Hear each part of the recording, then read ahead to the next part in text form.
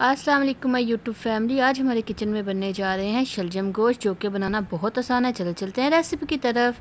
ये हमने एक दरमियाने साइज़ की प्याज ले ली, लहसुन, अदरक, टमाटर को दो चॉप कर लिया और साथ में हरी मिर्चें। सबसे पहले ऑयल डालेंगे और थोड़ा सा प्याज को हम फ्राई करेंगे, ज़्यादा नहीं, बस थोड़ा सा करना है। फिर हम मटन ऐड करेंगे, मटन को भी थोड़ा सा फ्राई करना है, यानी कि बस कलर चेंज हो जाए। फिर टमाटर, हरी मिर्चें और अदरक लहसुन को डाल के साथ ड्राई मसाले डाल देंगे। आधा चम्मच नमक का, 1 चम्मच पिसा धनिया पाउडर, फिर आधा चम्मच हम डालेंगे इसके अंदर हल्दी पाउडर और 1 चम्मच भर के हम डालेंगे इसके अंदर सुर्ख मिर्च पाउडर। क्योंकि ये थोड़े से करारे ही अच्छे लगते हैं, नहीं तो मीठे मीठे बनते हैं। थोड़ा सा पानी लगाने के बाद हम इसको 10 मिनट के लिए प्रेशर लगा देंगे ताकि ये मीट हमारा गल जाए। मटन में हमने जो बनाया है इसके हिसाब से हम टाइम लगा देंगे।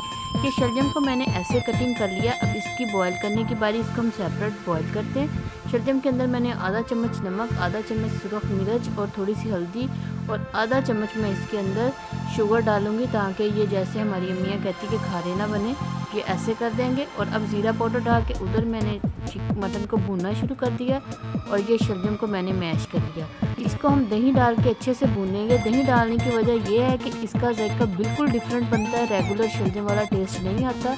अब ये देखें कितने ज़बरदस्त से बुनाई हो रही है। ये चम्मच के ऊपर भी ये देखें मसाला तैयार है। अच्छे से इसकी बुनाई करने के बाद हमने इसके अंदर शलजम ऐड करके शलजम को फिर 10 मिनट के लिए हमने दम देना है, कि ताकि ये सारा मिक्सचर एक जान हो जाए और मज़े का फ्लेवर आ जाए।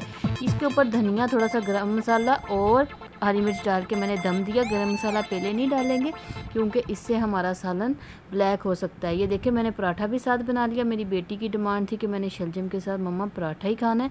देखिए कितने मज़ेदार शलजम तैयार हुए। अच्छी अच्छी वीडियो देखने के लिए हमारे चैनल को लाइक करें, शेयर करें, सब्सक्राइब करें। Thanks for watching. अल्लाह हाफिज़।